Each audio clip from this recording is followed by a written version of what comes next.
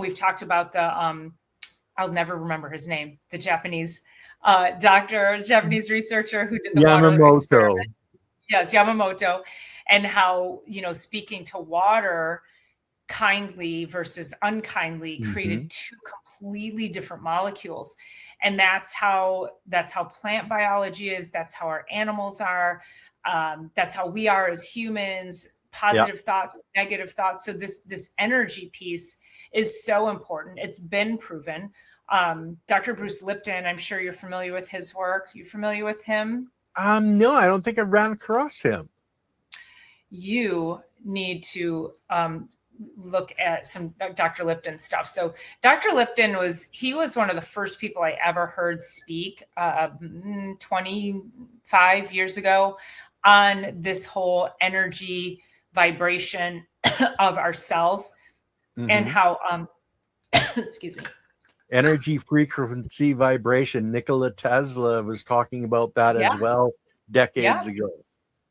And Bruce Lipton showed that disease exists where like trauma and negativity. So and one negative thought creates a whole negative cascade of biochemical reactions in the body, where one positive thought does the exact opposite.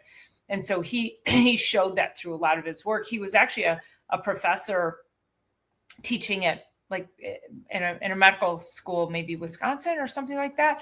And I believe they asked him to leave because they didn't so he started to make these discoveries and he wanted to teach them in class, and they didn't like it because it was against everything, it wasn't pharmaceutical.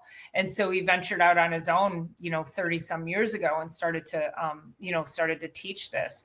And he's all over YouTube. You could just look up Dr. Bruce Lipton. I think he's got his own channel. He's got several books.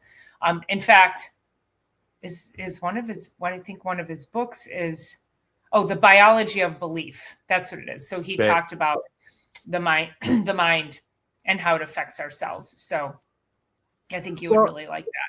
Yeah, people don't understand, if you're happy and you're vibrating at a certain frequency, a smile creates a certain frequency, a positive energy frequency. And if you go and you build yourself a Zen garden and you're sitting there and you're at peace and you're happy and you're full of joy, all of a sudden you're a lot healthier. Your body energy flows better. And the more energy that you produce, the more you put out in your auric field. And the Carillion photography shows us these auric fields. And it's not just in us, it's in the animals and it's in the plants as well. That auric field is created. There's research now that the plants literally have more senses. I think it's 12 or 14 sensory inputs. We have the 5 basics. They have more. They can tell the color of shirt that you're wearing when you walk into the garden. And this is proven scientifically, okay, that they have this. So if you're going into your garden and you're mad and you're angry, that's the energy you're giving the plants. They're not going to be as healthy. It's just like if you are angry at your spouse, you're angry at your child, you're angry at your situation, you're just holding yourself back. Where if you can, no matter what is happening, whether, it's somebody is sick, somebody is dying, you can take that negative and you can make sure that it doesn't harm you. That's where a lot of doctors get backlash from their patients on an energetic level.